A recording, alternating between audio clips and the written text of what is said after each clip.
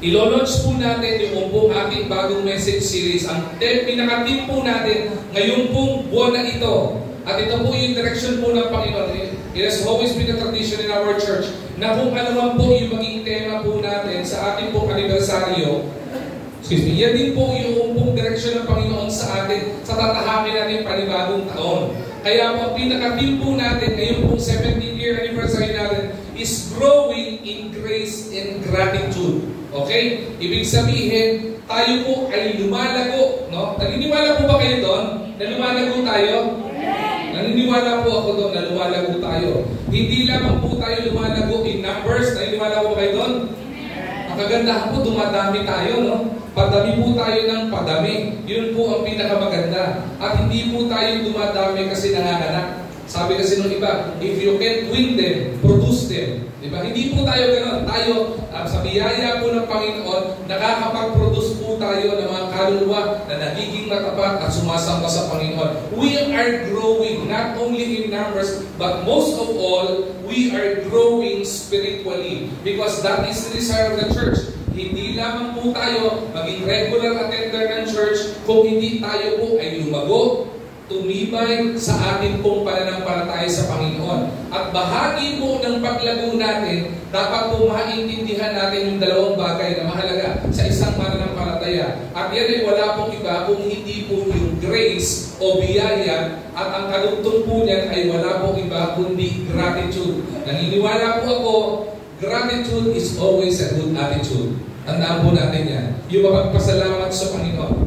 Kaya po ngayong umagang ito, as we open this message series, we are to understand kung ano po yung unang-unang bahagi na kailangan may maintindihan. And that is grasping God's grace. Ang topic po na pag-uusapan at i-share ko po sa inyo ngayong umagang ito, again, is grasping God's grace. Or in other words, understanding God's grace in our lives. Okay? So if you have your Bibles with you, I would like you to open your Bibles with me in the book of Ephesians. Okay? Ephesians chapter 2. Ephesians chapter 2 verse 8 to 9. Hilihan ko po tumayo ang bawat isa bilang pagbibigay galang po sa pagbasa ng salita po ng Diyos. Okay lang po ba? Okay? Okay lang po ba na basahin po natin itong sabay-sabay? At habang binabasa po natin, okay, maganda po na habang binabasa natin itong talata po na ito, try na rin po natin unawain. At para po ang isipan po natin, mabuksan kung ano sinasabi ng Panginoon sa atin. As we read it verbally, as we read it verbatim, unawain na rin po natin. Alright? Sige, babasahin po natin. Ephesians chapter 2, verse 8 to 9. Ready? Begin.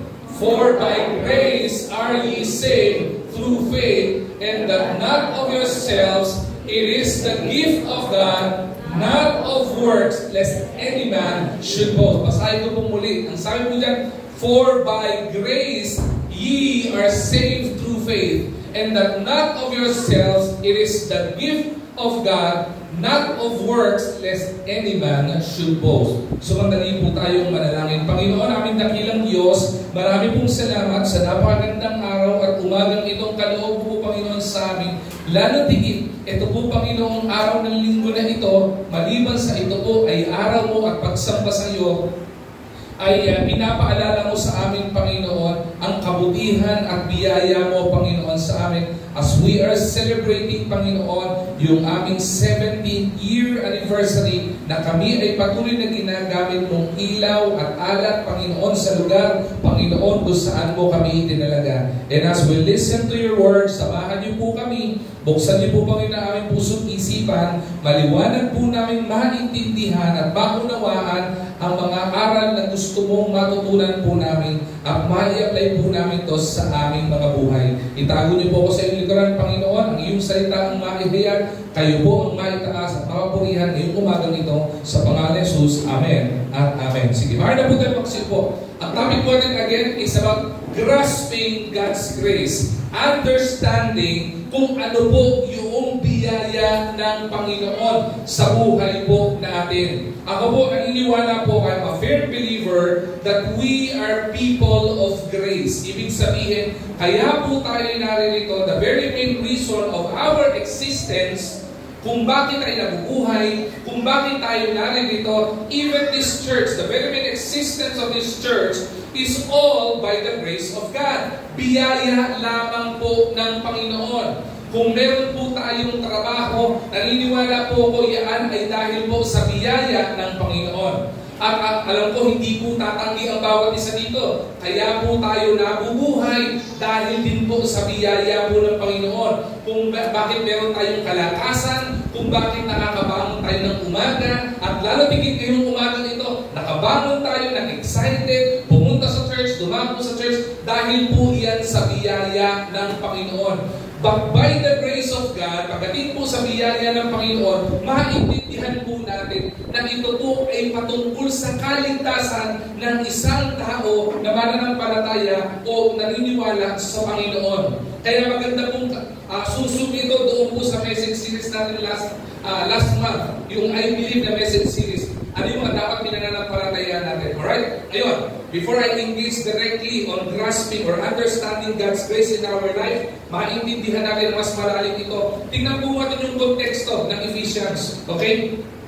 Ephesians chapter 2, and the whole book of Ephesians, the theme of this passage or book, nung sinulat po ito ni Apostle Paul, is more on doon po sa biyaya po, yung po dito. Kaya kung makita po natin, specifically in Ephesians chapter 2, this passage or this chapter has a profound understanding when it comes to God's grace. May malawak na pagkaunawa, o hindi lang pagkaunawa, may malawak na paliwanag kung ano po ba ang biyaya ng Panginoon.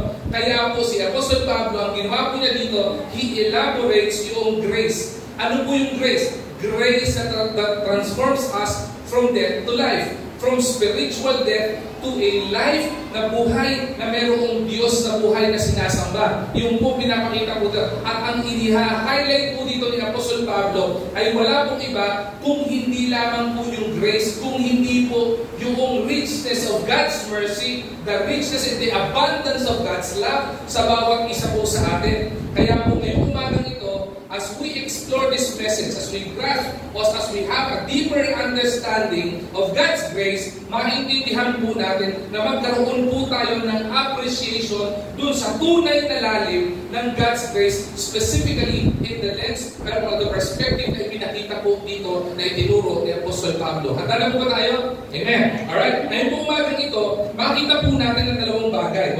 Sa book of Ephesians, okay, sabi ko nga po, binigyan ng profound, okay, explanation ni Apostol Pablo ang grace o biyaya ng Panginoon. Makikita po natin sa dalawang kahalagahan. Una, yung biyaya po ng Panginoon has a transformative power. Ibig sabihin, yung biyaya ng Panginoon ay mayroong kakayanan para magbago ng isang nilalang. Ibig sabihin po pala, kapag ka po na-experience po natin yung biyaya o grasya ng Panginoon sa buhay natin, kayang baguhin ng Panginoon ang buhay natin. Kaya hindi po natin po pwedeng sabihin na tayo po ay ganito na lamang habang buhay. At ang buhay natin ay wala ng improvement. Okay? Kung ang buhay mo ay tingin mo, ganito na lang ka-problematic, hindi po mahabang buhay, problematic ang buhay mo. At lalo tigit, hindi lamang po yun. Kaya nga po, ang biyaya ng Panginoon is correlated with salvation. Kasi nga po, ito ay kayang baguhin ang buhay ng tao. At hindi po extraordinaryong pagbabago. Kasi ang sinabi po ng Ephesians, the transformation of a person is from death to life. Paliwanag ko po ng maigli po yan. Ang sabi ng Bible sa Book of Romans, di ba? For all have sinned and come short of the glory of God. Amen? Naniwala po tayo doon. Wala pong sino man dito na walang nagawang pagkakasala. Lahat po kami nagawang pagkakasala. At alam po natin na ang Diyos ay galit po sa kasalanan. Kaya nga po ang sabi ng Bible, for the wages of sin is death, but the gift of God is eternal life. Diba? Yun po sabi ng Bible po dito. Ito po ay patungkol sa salvation. Kaya po umakita ang pagbabago ng buhay, hindi lamang po yung panlupa. Akala po natin ay kagaganda ng buhay natin ay yung pagbabago ng status ng buhay natin sa lupa. Ang pinakamagandang pagbabago, yung transformation natin. Alam niyo po ano po yun? Yung pagbabago ng ating citizenship. Pastor, ibig sabihin po ba, pagka po nakilala ko ang Panginoon, na-receive ko ang biyaya ng Panginoon, hindi na po ako Filipino citizen, hindi po yun ang pinag-uusapan. Ang pinag-uusapan po dito, yung citizenship mo. Nung tayo ay makasalanan pa, ang citizenship natin ay impyerno. Ibig sabihin, lahat ng taong nagkasala, nang hindi na nanampalataya sa Panginoon, maliwanag po ang nakasulatan, we are all hellbound. But praise be to the Lord. Ang biyaya ng Panginoon, katulad nilala po natin, more than 2,000 years ago, dumating si Jesucristo sa buhay natin at nagpakilala bilang tagapagligtas natin at lahat ng nanampalataya sa Kanya ay magkakaroon ng buhay na walang hanggan, ang pangako ng Panginoon. At ang sabi ng John chapter 1 verse 12, but as many as receive them, to them gave me power to become the sons of God. Nagkaroon ng pagbabago ng citizenship, being hellbound because we are sinners. Nung nanampalataya tayo, ang nangyari po sa atin, we are now heaven-bound dahil po tayo ay anak na ng Panginoon. Yun po yung kagandahan po ng biyaya po ng Panginoon. Kaya po umapansin po natin, ang biyaya o ang grace ng Panginoon has a transformative power. Hindi lamang po niya kayang baguhin ang buhay natin sa lupa, kundi kayang baguhin ng Panginoon ang buhay natin na pangsahabang buhay. Yun po kagandahan. Pangalawa po, by grace we are saved. Lahat po tayo, kailangan po natin ng kaligtasan. Mahalaga pong bitawan ko po ito. Bakit po? Wala pong sino man sa mundong ito na kayang mabuhay ng habang buhay. Okay? Wala po. At the average, okay, ay kaya pong mabuhay ng isang tao ng hanggang 60 to 70. Pag lumagpas po ng 60, bonus na po iyon. Alright? Hindi po katulad ng Old Testament, noong mga panahon nila Manase at Methuselah, umaabot sila ng 300, 600 years. Wala po kayong makikita ng ganun. Kaya nga pong binibigay ng government, pag umabot ka ng 100, bibigyan ka ng cheque na 100,000 pesos. Di ba? Gusto niyo po ba nun? Diba? Maraming gusto nun, pero iilan lamang po ang umaabot doon. Ibig sabihin, the lifespan of a person sa mundong ito, because of the lifestyle ng mga tao, nung ginagalawa natin at the average, 60 onwards. 70, nako medyo maraming. Yung ang 40, marami nang nararamdaman di ba? Yung 40, sumasakit na yung tuhod di ba? Yung mga pagdating ng 50, hirap na hindi ba? At pagdating ng mga 60, you live daily. Araw-araw ka na lang nabubuhay, biyaya na lang talaga ng Panginoon. Kaya po kailangan po natin ng biyaya ng Panginoon. Now, listen to this carefully. Bago ko po dalhin sa mga punto na gustong ituro po sa atin ng Apostol Pablo, gusto ko pong maintindihan muna natin yung ibig sabihin, ang kahulugan ng grace. Bakit po? Ito pong mga nakalipas na panahon, okay, at mga nakalipas na linggo, ito pong word na grace, okay? Heads up, listen to me carefully. This word in the scripture is one of the most abused word in the Bible. Hindi lamang po most abused word in the Bible, pero ito rin po yung most understood word in the Bible. Papaliwanag ko po sa inyo. Tingnan po muna natin. Ngayon po kasi, mga panahon na ito, may mga nauso pong ibang makaturuan pagdating po sa grace. There are two types of meaning pagdating po sa biyaya ng Panginoon. At yan po ay wala pong iba. Yung common lang po ang pinagbabasihan po natin ng ating pong paniniwala pagdating sa grasya o grace ng Panginoon is the biblical definition of grace. Pero, over the years, meron pong nauso na definition ng grace. At ito po, o isang termino, ang tawag dito ay hyper grace. Okay? Ito po ay maling katuruan. Bakit po? Ang hyper grace po kasi, para po maintindihan po natin, it often leans heavily on the grace at the expense of truth. Ibig sabihin, masyado siyang nakatuon sa biyaya, pero kino-compromise yung katotohanan. Lalo tigit pagdating sa katotohanan sa banal na salita ng Diyos. Kaya nga po ang tawag dito ay hyper grace. Ang masakit dito, there's a great potentiality na magkaroon ng pag-ignore doon po sa sinasabi ng Bible pagdating po sa grace. Kasi po ang grace, ang call po dapat yan is to repentance and holy living. Okay? Ibig sabihin, pagka na-encounter natin o na-experience natin yung biyaya ng Panginoon, ano po? Mananampalataya o hindi mananampalataya, dapat po inililid tayo yan to repentance, paghingi ng kapatawaran sa pagkakasala po natin. Pangalawa po, hindi lamang po repentance, dapat inililid po tayo dyan sa holy life or Christian living na nakakapagbigay ng kaluguran sa Panginoon. Ang hyper grace po, na pinananampalataya ng marami po, lalo po ngayon, kung nanood po kayo ng Power Up, naku po, mai-stress po kayo. Na-stress po ako. Ang dami po kasi ngayon, mga pastor, okay? Don't get me wrong, hindi po ka naninira ng relihiyon at hindi po ko naninira ng mga pastor. Pero ang pinakamasakit po, kapag ka po ang isang pastor, hindi po talaga babad sa salita ng Diyos at walang sound doctrine, maliligaw. At kung hindi man po, ay mali ang magiging katuruan.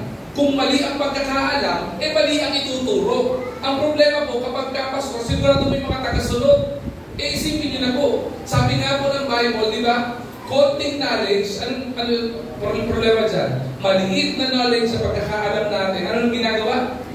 Nakakasira yan, dangerous yan. Hindi po may alam ka, alam mo ng lahat. Di ba? Little knowledge is dangerous. At kaya po nagkaroon ng hyper grace because of teachers of the Bible na hindi ko alam kung sila ba ay totoong Bible scholars. That is up to them. Pero doon lamang po tayo sa sinasabi po ng Biblia. Sabi po ng hyper grace, maniniwala po ng hyper grace. Una, meron silang overemphasis on forgiveness. Ano ibig sabihin po nito? Di ba? Dina-downplay po o ini-ignore po nito yung repentance and obedience sa Panginoon.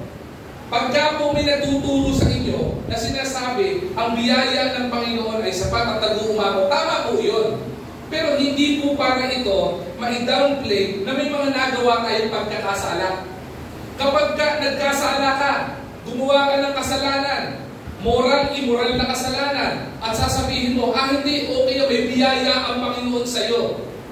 Totoo pong may biyaya ang Panginoon. Pero hindi po para ito i-downplay kung ano ang dapat. Kasi ang tunay na biyaya ng Panginoon na may katotohanan, dapat inililid ka niyan sa kapatawaran at hingin ng tawad. At dapat po nagkakaroon ng pagbabago. May pagsunod sa Panginoon. Kung totoong na-experience natin ang biyaya ng Panginoon, dapat nabubuhay po tayo ng may kaluguran sa Panginoon. Hyper grace is totally different from that. Nada-downplay po yung repentance and obedience. Hindi lamang po yun. Kung nada-downplay yung obedience at saka po yung repentance, ang problema dito, dinidiminish na yung problema ng kasalanan. Malinaw po ang Bible po dyan. Hyper grace or the belief of the hyper grace belief, okay, ay nililid po siya sa pag-downplay o pag-diminish ng view ng kasalanan, implying that sin is no longer a significant issue. Problema to, no? Nung narinig ko po ito, natakot po ako. Bakit? Paano po kung merong sabihin natin gumawa ng masama sa anak ko o sa anak natin? Sasabihin natin, okay lang yan. Kahit sinapak mo yung anak ko, may biyaya naman ng Panginoon eh. Okay ba sa inyo yan? Paano kung nirape yung anak nyo at sabihin, dahil lang sa biyaya ni Lord yan? Doon may biyaya naman po talaga si Lord. Hindi po ba? Ano po gagawin dito? Diminish po dito yung kasalanan po eh.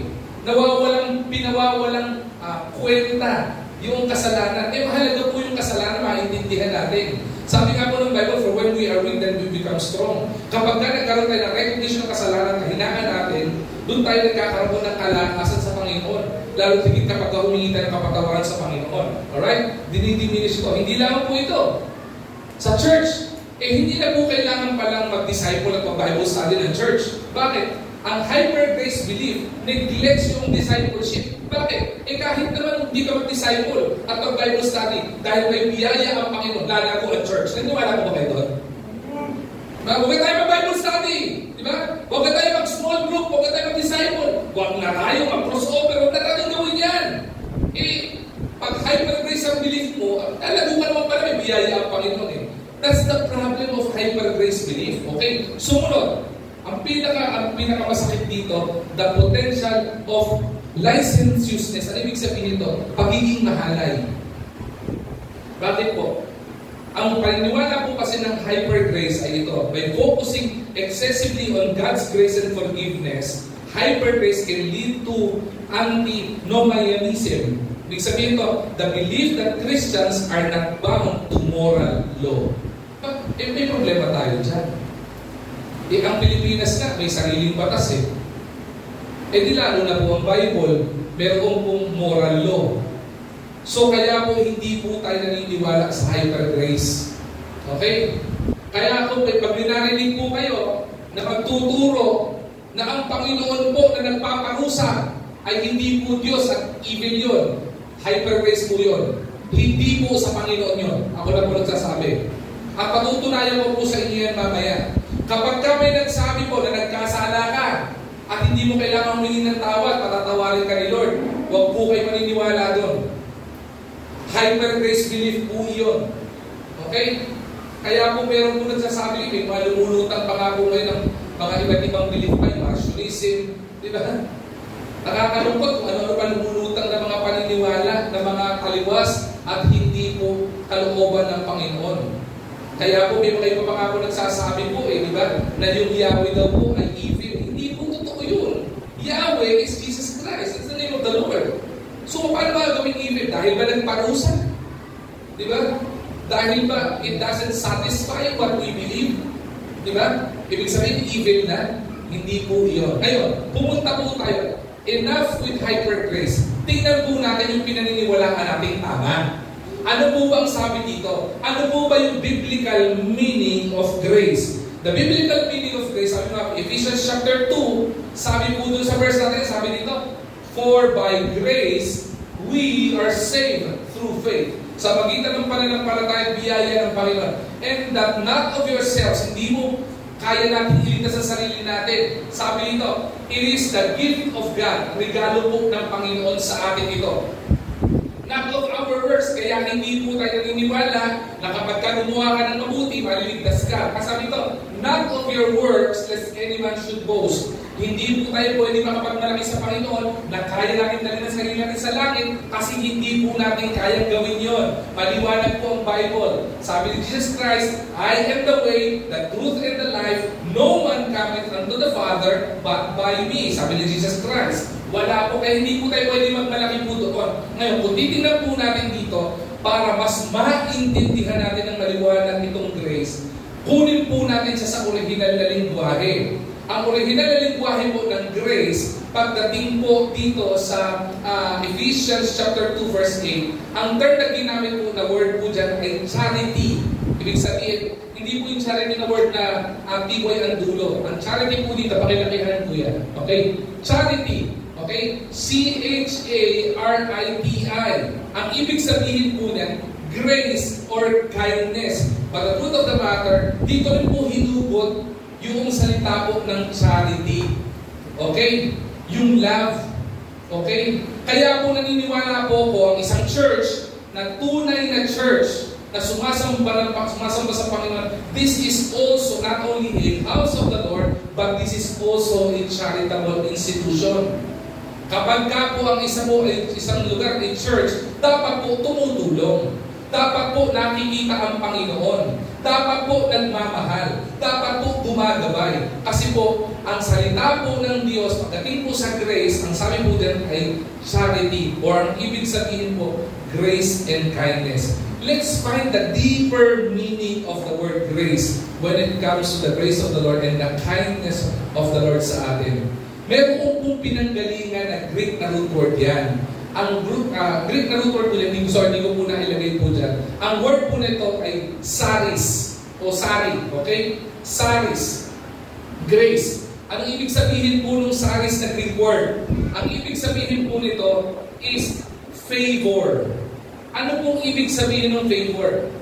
Pagdating sa Panginoon, God freely extending Himself. Ibig sabihin, ang Panginoon, ini-extend niya yung sarili niya para maramdaman mo at maramdaman natin. Ang tawag po doon ay pabor. Hindi po ba? Kaya po ang paniniwala po natin, the biblical meaning of grace is the undeserved favor of man from God. Hindi po natin deserve, pero na-experience po natin. Hindi po tayo karapat-dapat na maka-experience ng grace o biyaya ng Panginoon, pero ipinararanas o ipinamamalas po sa atin ng Panginoon. Ang tawag po diyan ay grace. Kasi po ang root word po diyan ay charis. Freely, ini-extend ng Panginoon yung kamay niya o yung biyaya niya sa atin.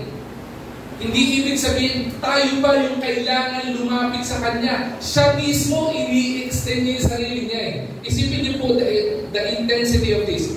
God is the creator of heaven and earth. The creator of mankind. The creator of all the things na nakikita po natin sa lugar na ito.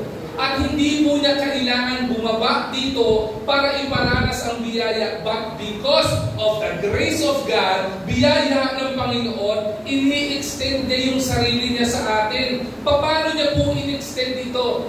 Para po tayo, alam po ng Diyos na dahil sa kasalanan ni Eva at Adan, at dahil sa kasalanan natin, lahat po tayo pupunta ng impyerno. That's a truth. That's a divine truth from the Bible. Lahat po tayo pupunta sa impyerno kapag wala po tayo sa pamilya ng Panginoon. Pero ang ginawa ng Panginoon, in-extend niya yung sarili niya, yung biyaya niya. Paano niya po in-extend yun? John chapter 3 verse 16. For God so loved the world that He gave His only begotten Son, that whosoever would believe on His name should not perish but have everlasting life. Extension po yun eh. Pag-extend po ng Panginoon ng pabor. Hindi mo kailangan ng pabor. Pero dahil sa kasalanan po natin, pero sa biyaya ng Panginoon, ginawa po ng Panginoon yun dahil mahal ka niya noon bago ka niya i-create. Mahal ka niya hanggang ngayon at mamahalin ka ng Panginoon hanggang sa hinaharap. Dahilang pag-ibig ng Panginoon po yan. Ang tawag po doon ay favor. Extending freely ang Panginoon pagdating po sa atin. Hindi lamang po iyon. Hindi lamang po nag-extend yung pag-ibig na sa atin at mercy. Ang gusto kong pakita sa atin dito, ang ibig sabihin ng word na charis is not only grace and favor. It is also grace inclining. Ano ibig sabihin ng inclining? Sabihin, dumidikit, tumi-incline, umaayon. Ibig sabihin, anong ginawa dito? Reaching for. Pag sinabi you are inclining, you are reaching for. Pag sinabi ko, I'm inclining to be an IT professional, ibig sabihin, I'm reaching for a course na mag-develop sa akin bilang isang IT professional. Okay? Ang tawag po doon. Ang ibig sabihin po ng charis, inclining favor from the Lord. Ibig sabihin, reaching to the people because He's disposed to bless them. Ang ganda po nito, no? The Lord Jesus Christ, by His grace, He is reaching to you. He is reaching to us because He is disposed to bless you. Alam niyo po ba yun? Alam niyo po kung ibig sabihin ng dispose? Ang ibig sabihin po ng dispose, and for disposal, He is more than willing to bless you. Yung pong biyaya ng Panginoon, wala po pong amen doon. Amen. Diba? Dapat malakas ang amen natin doon. Kasi bakit? He is for disposal para pagpalain ka. Amen. Karapat-dapat po ba tayong pagpalain ng Panginoon? Hindi po. Karapat-dapat po ba tayo sa awa ng Panginoon? Hindi po. Karapat-dapat tayo sa habag ng Panginoon? Hindi po. Kaya nga po mayroong pong biyaya eh. Pero sa kabutihan ng Panginoon, yung po yung biblical meaning of grace, charity.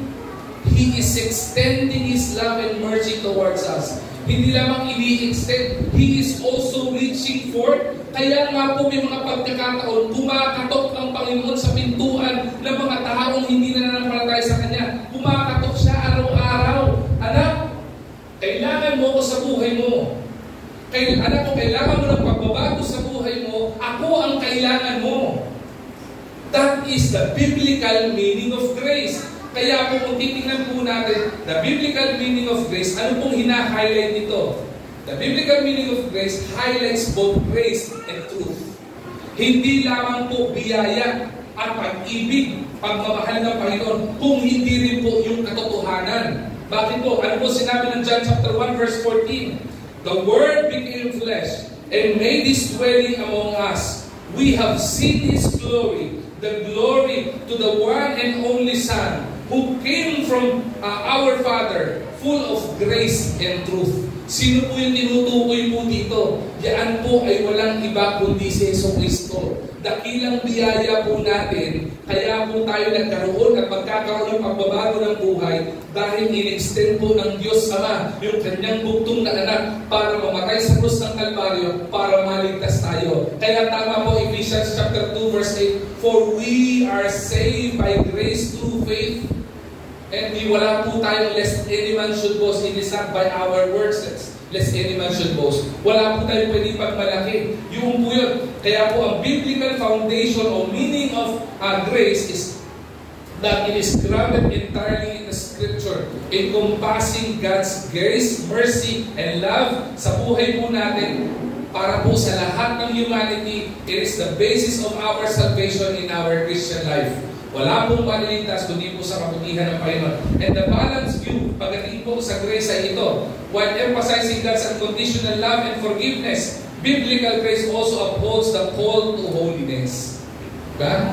Kapag ka po tayo ay nakakilala sa Panginoon, kinig po kayo maigi po dito ha. Kaya po may Romans chapter 12 verse 1 to 2. Ano yung po may Romans chapter 12 verse 1 to 2? Dapat po lahat ng mananampalataya, alam po yan. Romans chapter 12 verse 1 to 2, ito po yung patungkol sa transformation natin, na yung buhay po natin ay dapat nagbibigay ng glory sa Panginoon.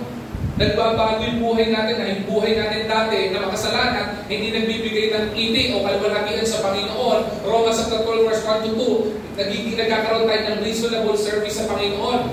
Bakit po? Nagiging kaluguran yung ginagawa po natin dahil ang Panginoon nasa buhay na po natin. Kaya po, ang tunay, makinig po maigi, ang tunay na mananampalataya anak ng Diyos, nagkakaroon ng pagbabago sa buhay.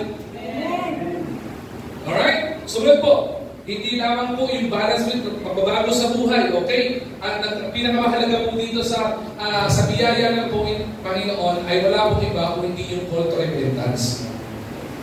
Ang tunay na biyaya ng Panginoon, iminumulat ng Panginoon ang mata natin, hindi lamang sa pag-ibig at biyaya at habag ng Panginoon. Iminumulat ng Panginoon ang mata natin sa mga pagkakamali natin para humingi tayo ng tawad. Alright? Yung po, dito ang dapat natin maintindihan. So sana po, naintindihan na po natin kung ano ibig sabihin ng grace. Amen? So maliwanag na po tayo. Kaya po sana, wala po sana mga baptist at wala po sa ating mga mananampalataya, member ng IPC Manila, na maliligaw na nila sa pagtatanong, ano po bang pananaw niyo po dito? Si Yahweh po ba ay evil kasi nagpaparusa po siya? Yung Yahweh po ba ng Old Testament ay different sa Yahweh ng New Testament? Wala na po dapat magtatanong po nun kasi malinaw po ang salita po ng Diyos.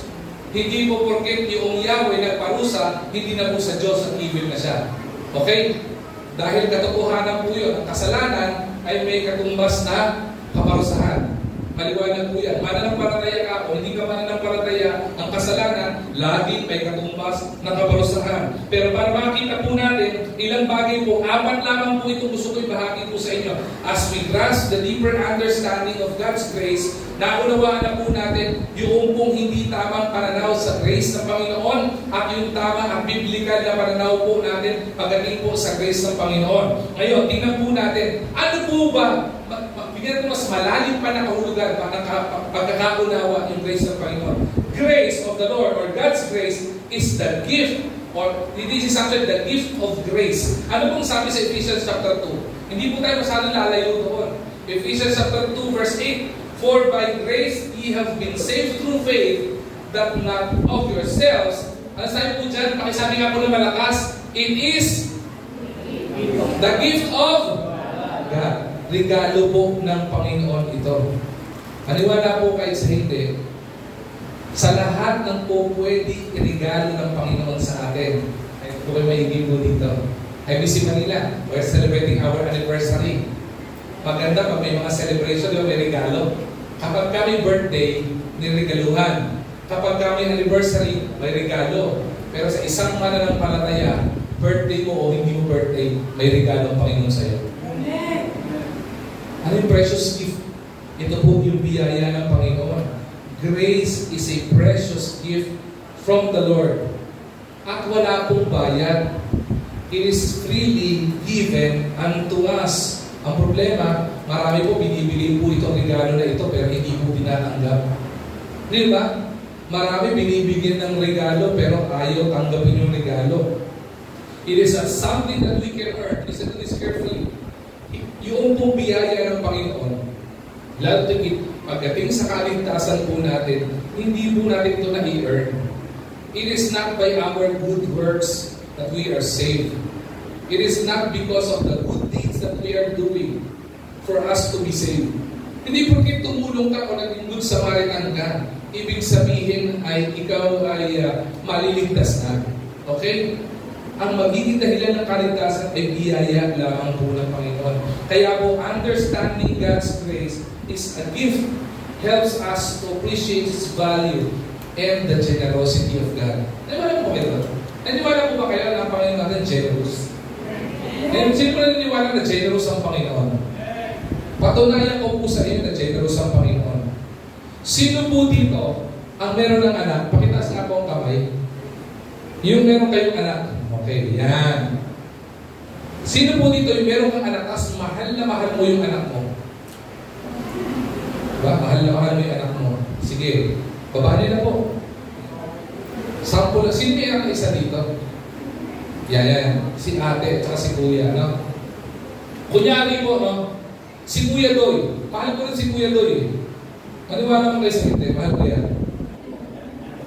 Minsan di lang ako maniwala, pero hindi kasi, mahal ko yan. Huwag ka lang hihingi ng ano, okay, ha? Okay. Mahal ko yan. Kunyari, nakulong si Kuya Doy. Okay, nakulong si Kuya Doy sa pagkakasala. Ako ano mang ginawa niya. Okay, tapos sabi ko, di ba? Mahal mo yung anak mo, di ba? Pwede ba, hilingin ko yung anak mo, ipalit ko kay Doy para makalaya si Doy? Ha? Sabi niya, hindi po. Toto hiling ni ate. Hindi ko po gagawin yun. Bakit? Bakit ko gagawin yun? Siya nagkasala. Problema na yun. Tama ba? Alam niyo po ba? Ganun ka-generous ang Panginoon. Nagkasala tayo. Nakakulong tayo sa kasalanan. Ano ginawa ng Panginoon? Pinadala niya yung buktong na anak para i-redeem tayo sa ating mga pagkakasala. Kailangan po ba niyang gawin yun? Yung totoo po, hindi. Pwede naman yung utusan yung anghel eh. Sabihin niya sa mga anghel niya, sa kapangyarihan ko, itong mga ito, maliligtas. Ito sa impyerno to. Ito sa impyerno. Ito ligtas. Pwedeng gawin po ng Panginoon yun. Pero hindi po ginawa ng Panginoon yun. Ang ginawa niya, yung buktong na anak niya mismo ang pinababa niya sa lupa para para tubusin tayo sa ating mga kasalanan. Isipin nyo, walang kasalanan, napako sa krus ng Kalbaryo, di ba? Tinuhog yung tagiliran, kinuronahan ng tinik para sa kasalanan natin. Hindi po ba undeserved grace yun? Hindi po ba favor ng Panginoon yun? Hindi yung pag-ibig. Ang tawag po dito, grace of the Lord is a gift. Kaya kung naniniwala tayo that God's grace is the gift of grace. Sana po maintindihan po natin yun. Kung ano yung tinatamasa at pwede natin tamasahin na biyaya sa pag-ibig habang ng Panginoon, yan po ay biyaya ng Panginoon. Regalo ng Panginoon sa atin yan. Diba? Hindi lamang po yun, hindi lang po siya gift of grace. It is also, we need to understand also, we have a deeper grasping and understanding on the greatness of grace. Diba? Ibig sabihin, yung kalawakan, kagalingan, diba? Kagilagilas na biyaya ng Panginoon. Sabi po ulit sa Ephesians chapter 2 verse 8, for by grace you have been saved through faith. Nasaan po yung kagilagilas doon? Nasaan po yung kahanga-hanga po doon? Nasaan po yung pagiging amazing o yung greatness po ng grace ng Panginoon? Hindi niyo po ba alam yung greatness po ng Panginoon ay sa pagligtas? Bakit po? Kaya niyo po ba dalhin sa sarili niyo sa langit? Kahit ikaw pa si Elon Musk, bumili ka, pagpagawa ka ng billion-billion na dolyares o trillion na dolyares na spaceship, hindi ka niya kayang dalhin sa langit. Pero yung pananampalataya mo at biyaya ng Panginoon, kaya kang dalhin sa langit. At hindi mo kailangan tumasok ng milyon na dolyares. Ang kailangan mo lang, tanggapin ang Panginoon, maniwala at manampalataya ka sa Kanya, at ikaw ay dadalhin niya sa langit. At ikaw ay hindi lang niya dadalhin sa langit, gagawin ka pa niyang anak niya. Hindi po ba? Hindi po ba great po yun? The greatness of the grace of God is evident in its power. To what? Not only to save us, but to transform us. Kaya pong gawin ng Panginoon yun. Grace reaches us in our lowest state, bringing salvation and transforming our lives from death to life. Marami po sa atin dito, buhay. Pero nabubuhay tayo na parang patay. Marami po dito ang buhay pero kulang at walang pag-asa. Marami pong nabubuhay frustrated. Marami pong nabubuhay discouraged. Marami pong nabubuhay defeated. Hindi po yun ang plano ng Panginoon eh. Kasi kung tunay na na-experience mo ang grace ng Panginoon, you will not be defeated. Diba? You will be victorious sa harapan po ng Panginoon. Bakit po? Ang pangako ng biyaya ng Panginoon, hindi lang niya babaguhin ang buhay mo from death to life, but ang gagawin ng Panginoon sa buhay mo, bibigyan niya ng magandang transformation yan na hindi na makakabuti para sa iyo, kundi mo bibigyan din ng kaluguran sa Panginoon. The greatness of the grace of God is based on the salvation that He has given to us. Ganun po katindi yung grace ng Panginoon. Ganun po katindi yung biyaya ng Panginoon. Hindi mo kailangan magmayabang. Biyaya ng Panginoon ang makakapagligtas lang sa atin. Kung ayaw mo pumunta ng impyerno, isa lang ang dapat mong kailangan. Biyaya ng Panginoon. Kung gusto mo ng pagbabago sa buhay, hindi mo kailangan gumawa ng kung ano-ano. Ang kailangan mo, biyaya ng Panginoon. Kung gusto magbago ang pamilya mo, ang kailangan ng pamilya mo, biyaya ng Panginoon. Kung gusto mo umayos ang negosyo mo, ang kailangan mo, biyaya ng Panginoon. At kung gusto mo tumibay ang pananampalataya mo, mas kailangan po natin ng Panginoon. Yun po yung mahalaga po doon. The greatness of the grace of God. It can save us sa lahat ng aspeto. The perilous danger of hell, the perilous danger of the enemy, the perilous danger of this world, kaya kang iligtas ng Panginoon doon sa pamamagitan ng biyaya niya. The greatness of the grace of God. Ito yung pinakagusto ko dito ng punto. Alam niyo po kung ano? Pastor, nakaintindihan mo na po, yung biyaya ng Panginoon, it is a gift. The gift of grace. Nakaintindihan ko na rin po, the greatness of God's grace. Okay po ako doon. Pero pastor, ang tanong ko, paano po ba ako makaka-experience nito? Ano po ba yung gateway dito? Kasi po, ang grace po may gateway. Ito po, ang gateway of the gateway of grace. Tingnan po natin dito. Gusto po natin yung grace. Tama? Grace brings salvation. Amen? Amen. Tama po ba? Yung grace po natin na nakakapag-transform ang buhay natin. Gusto po natin yun, di ba ba? Ang tanong, ano yung gateway for that grace? Ano yung pintuan na dapat pinapasok natin para po tayo ay may biyaya? Okay? Ano pong dapat pintuan yun? Sabi po dito, Ephesians chapter 2 verse 8, for by grace ye are saved through faith. Pananampalataya. Kung gusto po natin ma-experience yung saving grace of God, ang kailangan po natin gawin ay manampalataya. Kung gusto po natin ma-experience yung transforming power of God's grace sa buhay po natin, sa anumang aspeto ng buhay natin, kailangan po natin ng pananampalataya sa Panginoon. Amen? Amen. Yun po yun eh. Wala pong tao man na hindi po kayang baguhin ng Panginoon ng buhay. Even at church, IBC Manila, we've seen the transforming power of God's grace not only in our personal lives, but in the physical life of this church. Meron po transforming power ng God's grace sa Panginoon eh. Ano pong ginawa ng Panginoon? Hindi mo ba sa mga matatagal na po dito, yung umabot kayo ng more than 17 years na kayo member ng IBC Manila, pakatas nga po, kamay. Pakatas po, yung 17 years, member ng IBC Manila. Sige, taas po. Kita nyo, sa sobrang tagal na po sa IBC Manila, hindi na po sila makapagtaas ng kamay. Taas mo kamay. Yan. Palakpakan po natin sila. Ayaw nyo. Huwag po kayo magalala. Pag kayo kapag na 17, ganyan din ang palakpak namin. So bakit? Yung umabot ng 70, nakita po nila kung ano yung transforming grace ng Panginoon sa church na ito. When this church started, it all started with a Bible study doon po sa Paco. Tama ko? Tama po ako, di mo ba? Doon nagsimula ito. Tapos, ang church po na ito, I would remember, napunta po tayo sa lumang church na pinanggalingan po natin. Naalala niyo po ba yun? I would remember, hindi po ako unang pastor dito, pangatlong pastor po ako ng church po na ito. Naalala ko po nung unang pastor po doon, I really admire those pastors who pastor the church. I really admire kung paano talaga na-establish yung church. Ibang hirap po, pinagdaanan po talaga ng church po na yun. Pero papunta ko po doon, nagulat po ako eh. Pagdating ko po doon, pagpasok ko sa church, nagutom po agad ako. Ano niyo kung bakit? Kasi pagpasok ko po sa church, ang kulay orange sa kabila, violet sa kabila, yellow sa gilid, may puti sa kisame, di ba? Sabi ko, ano to? Sapin-sapin. Nagutom po talaga ako eh.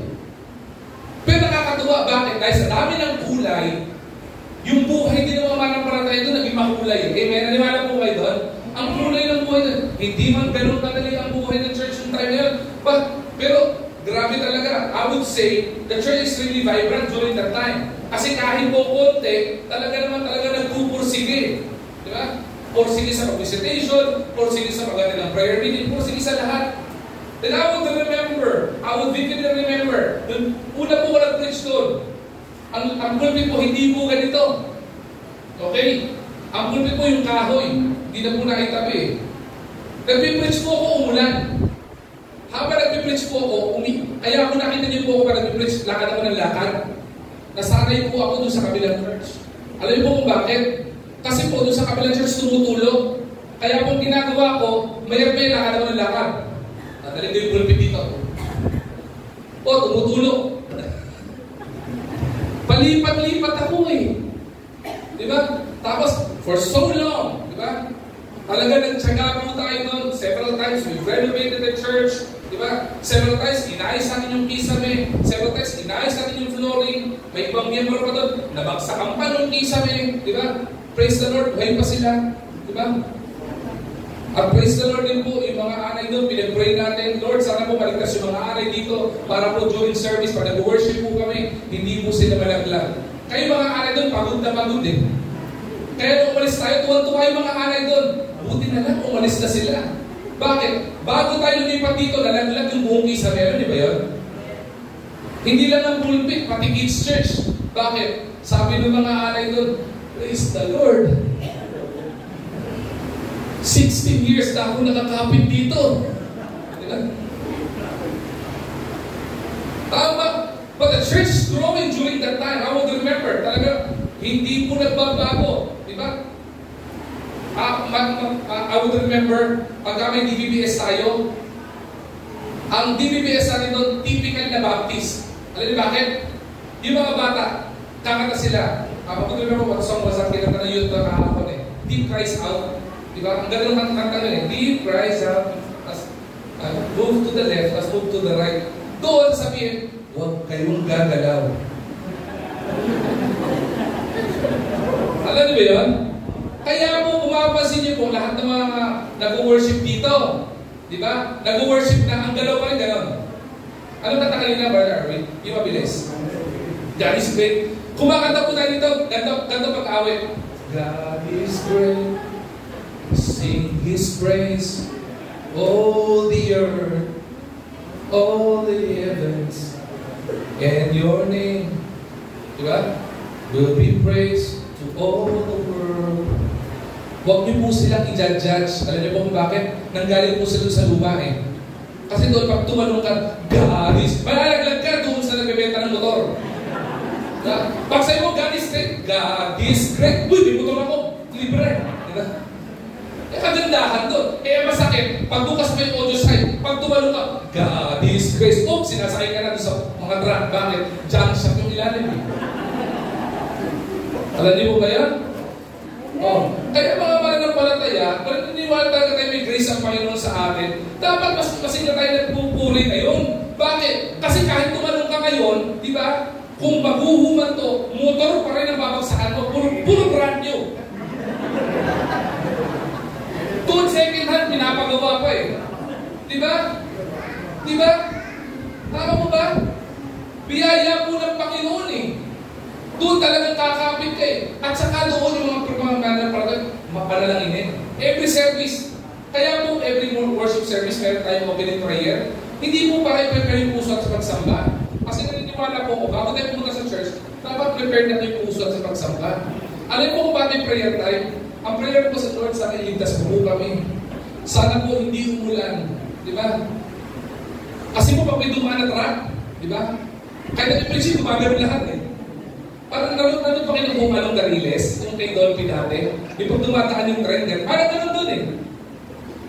Then I would remember, sabi na kailangan natin mag-move. Sabi natin mga workers, maghanap kayo ng lugar. Marami, hanap ng lugar. Wala po. Wala. Ang laki-laki ng Manila, wala. Wala po. Harap kayo paupahan. Wala po. Ang alam po Manila, malaking lugar to. Kaya sige, hanap, sabi natin, hanap nga tayo, hanap kami. Ikot kami dito. Ito. Punta kami dito. Sabi ng babae na mayari, nag-inquire kami, magkano po dyan? Dali magkano? Mamagulat kayo. 60,000 ang upa. Down payment, 3, 6, 12, 18, 180,000. Sabi namin, hindi po namin kaya. Sabi ni Ate, magkano ba kaya? Sabi ni Alas, magkano ba kaya nyo? 40 po. O sige, 40. Sabi ka, pinagaganit ako sa ninyo sa kotse. Mali ka eh. Dapat hindi 40 sinabi mo. Dapat sinabi mo 10,000 lang. Yun ang upanan sa kabila eh. Diba? Binigay ng 30. Sabi niya, binigay na nga eh. Ayaw mo ba? Diba? Tapos punta kami, may naghanap kami isang option dito. Mas mababa ang presyo. Mababa yung presyo pero sobrang taas. Yung pagdating nyo doon, pagod na kayo. Yung pag-worship time, hindi kayo tatayo. Alam bakit? Ang tarik ng hagdan eh. Simula pala, parang ano, gateway to heaven. Saka pag doon, yung mga adult natin kailangan buhatin. Kaya bakit yung mga workers natin, malaki yung mga katawan. Bakit? Binubuhan yung mga elderly. Alam niyo po ba? Ito, naniniwala tayo, ang ganda ng pagbabago po ng church na, biyaya po ng Panginoon to. Paliwanag ko po sa inyo. Tanong niyo po yung 40 kung may down payment tayo. Meron po tayo kakapiranggot. Hindi kayo mag-down payment. Pero sabi namin, kinausap na namin may-ari, we'll get it on the first Sunday, first Sunday of July. June, sorry. First Sunday of June, kukunin po namin. Ang lakas ng loob. Kukunin mo lang ang pang-down payment. Bakit po? Naniniwala po kasi ako at naniniwala po tayo na kapag gagawain ng Panginoon na nagpo-provide. Tatawa ba? Ginagamit tayo ng Panginoon para maging daloy ng pagpapala. Ginawa natin. Sabi natin, if you want comfort, we need to commit. Commit po lahat ng members. Diba? Lahat. At nakakatuwa po yun, kahit mga bata, nagugutom. Sige pastor, magbibigay po kami ng 20. Umakasa ka na lang sa magulang mo eh. Nag-commit ng 20, 50, 10 pesos, 1 peso. Nag-commit. Ang tanong, umabot dun sa down payment? Hindi. Saturday, a week bago kami mag-down payment. Wala pang down payment, hindi pa kompleto. Guess what? May isang tao, nakita yung kotse ko nakapark doon sa harapan ng lumang church. Umakyat. Pastor, nandito ka po pala. Ay, oo. Ano bang atin? Kinakita ko po natin. Ay, kwentuhan. Kasi pastor, pula na po ako. Ay, sige, ingat ka. Kung saan ka man pupunta. Diba? Ay, bumalik siya maya-maya. Pagdating pastor, pinakalimutan ako. Tumunod. Haba eh. Mga ganun yung minunod eh. Ito eh. Pagpunod niya gano'n, umasya ng ballpen. Pastor, kanino mo ipapangalan ng cheque? Ha? Para saan? Di ba kailangan mo lumipat doon?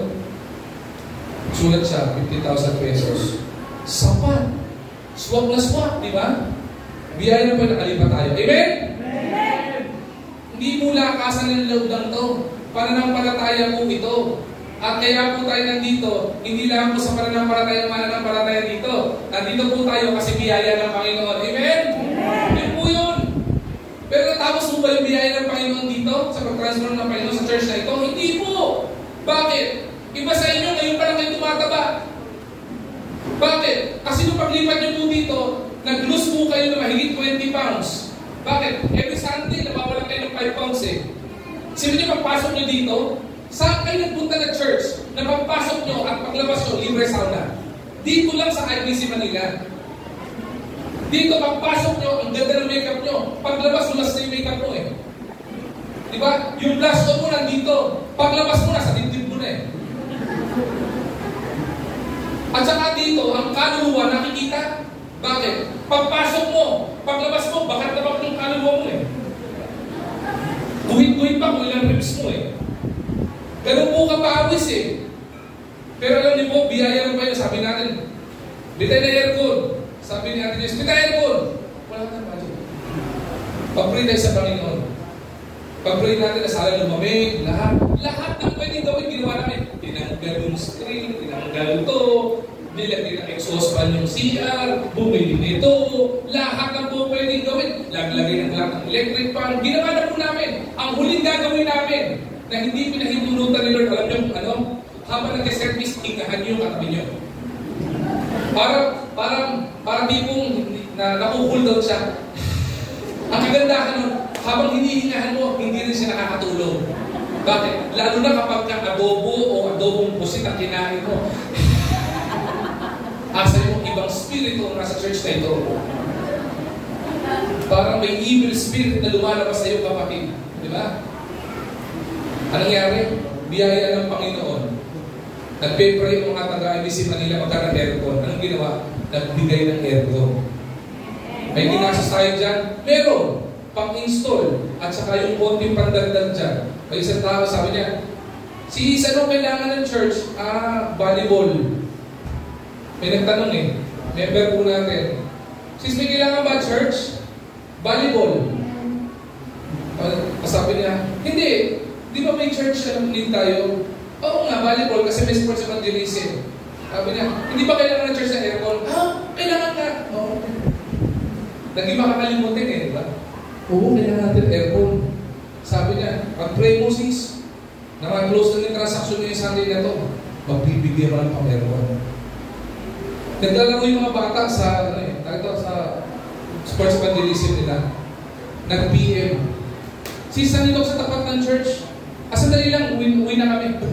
Balik na kami dyan. Alam niyo ba? Nagbigay ng pang-seat money para mag-aircon. Diba? Tapos na doon?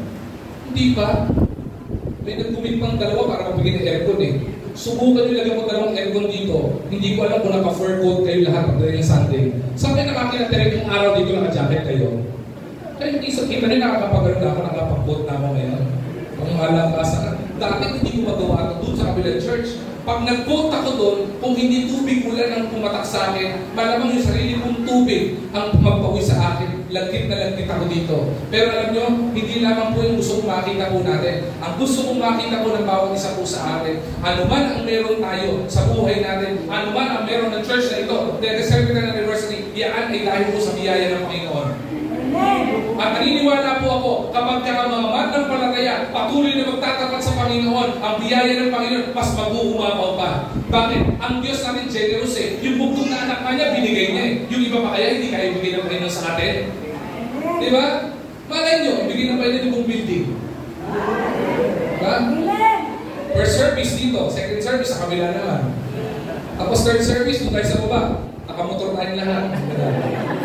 Saka nakakita habang nag-service ang ilong pa yung motor. Diba? Eh, masapit ka dyan. Brum brum. Diba? Ganda po. Biyaya po ng Panginoon eh. The great dito ito God's grace. Alam nyo ano?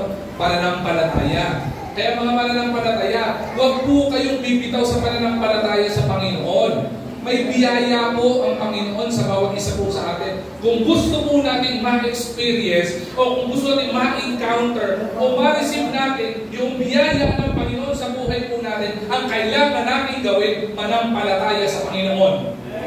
The grace of the Lord is not only bringing salvation to mankind, the grace of the Lord is bringing transformation to humanity as well. Gusto mo ka rin mababago buhay mo?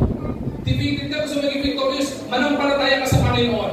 Gusto mo makatapos ka sa pag-aaral mo, manampalataya ka sa Panginoon. Kung gusto mo may sa relasyon mo sa pamilya mo, manampalataya ka sa Panginoon. Kung gusto mo na magbabago sa personal na buhay mo, manampalataya ka sa Panginoon. May pinagdadaanan ka problema at gusto mo masolusyonan yan, magkaroon ng pagbabago yan, lapit ka sa Panginoon. Kung gusto mo mag-promote sa trabaho, lapit ka sa Panginoon, manampalataya ka sa Panginoon. It is a written testament and testimony na lahat ng nananampalataya sa Panginoon, hindi pinababayaan ng Panginoon. Saan po kayo nakakita ng anak ng Diyos na nagutom? Saan kayo nakakita ng manggagawa ng Panginoon na nagutom? Even the heirs of the field, pinakakain ng Panginoon. Nakita niyo po ba mga manggagawa ng church ito, gutom? Bakit yung mga mata niyo mukhang mapanurin? Bakit yung mga mata niyo kung tumingin mula ulo na pa? Mukhang hindi ka gutom, pastor. Mukhang busog na busog ka. Isa na po sasabihin ko, biyaya po ni Lord yan. Kaya po pala si Pastor BJ, kapag ka po nakatakin, medyo ba ng konti, ang tawag po doon, overwhelming and abundant blessing of the Lord. Kaya po, abundant Pastor BJ, kasi abundant din ang blessing ni Lord. Okay po ba yan? Tawag? Praise of the Lord. Tapusin na natin ito. Marami na tayong job. Mapagalitan ako ng MTRCB ko eh. Okay. Panghuli po. Ito yung pinakalas pa po natin bahagi. Kadugtong po lagi ng grace. Sa Greek word ay gratitude. The gratitude of grace. Ephesians chapter 2 verse 8. Nasabi po diyan, if we experience the grace of the Lord through faith, or we are saved by grace through faith, and that any man, that not of ourselves, it is the gift of God. We are to be grateful. Tama ba? Sino po dito nakareceive na ng regalo? Pakitas po ang kamay. Yung mga iba hindi pa nakareceive ng regalo, mahabag-habag kayo. Kapag wala pa kayo nakareceive na kahit konting regalo. Sa church na ito, hindi po pwedeng wala kayong regalo. Kasi meron tayong mga member dito na mapagbigay. Talagang kahit every hindi may bibili sa'yo kahit maliit na regalo. Pagka nabigyan ka ng regalo, ano dapat respond mo? Ano po? Ang hina ha, parang kayo yung regalo mo. Anong oras na? Mamaya, family fellowship, may game tayo, may regalo. May papanapol kaming electric fan. May kasamang taga-ikot. Hindi kasay, meron po talaga. Okay? Pag binigyan po kayo ng regalo, ang dapat na-respond po ng isang anak o nabigyan ng regalo ay pasasalamat. If we experience the grace of God, if the grace of God is a gift from above, ang dapat na-respond ng mananampalataya ay gratitude. Tama ba? Kung sino mo niligtas ng Panginoon? Yan. Dapat ang respond natin, gratitude. Di ba? Sino mo pinagpalo ng trabaho? Pagka sa kamay?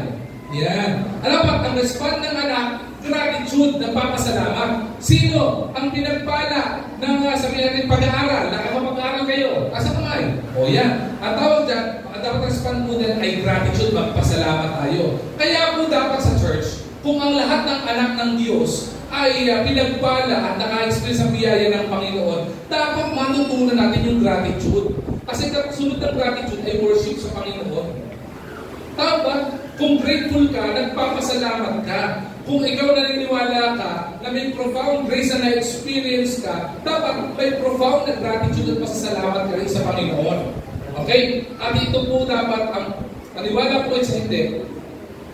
Last Sunday, nag-salt covenant po tayo. It is about the commitment at sabihin po natin covenant ng Panginoon na faithfulness sa Panginoon sa atin. Amen? Kung ang Panginoon naging faithful sa atin, nararapat din po na maging faithful tayo sa Panginoon. Na magbigay ng gratitude. Let me close with this. Grasping God's grace. God's grace is not only a gift. It is also great. And the gateway to God's grace ay walang iba kung hindi faith. At ang tamang respond natin sa biyaya ng Panginoon sa araw-araw ng buhay natin ay walang iba kundi gratitude. Maintindihan po natin that grace or God's grace involves recognizing it as a gift. Okay? Appreciating its greatness. accessing the grace of God through faith, responding with gratitude, at ang pinakamahalaga, growing in it. Lumalago tayo in sharing the gospel of Christ. And let me end with this grace. Grace is not something we achieve, but a gift we receive. Okay? It is God's kindness that transforms our lives from the inside out. Ulitin ko po. Grace is not something we achieve, but a gift we receive. It is God's kindness that transforms our lives from the inside out. Maintindihan po natin ngayon. Ang biyaya ng Panginoon, hindi po natin kayang achieve personal. Yan po ay regalo ng Panginoon sa atin. At ang dapat na ginagawa natin, kung ito po ay kabutihan ng Panginoon sa buhay po natin, maintindihan natin ng biyaya ng Panginoon, kaya kang baguhin sa kabubuti at gaganda ng buhay po ninyo.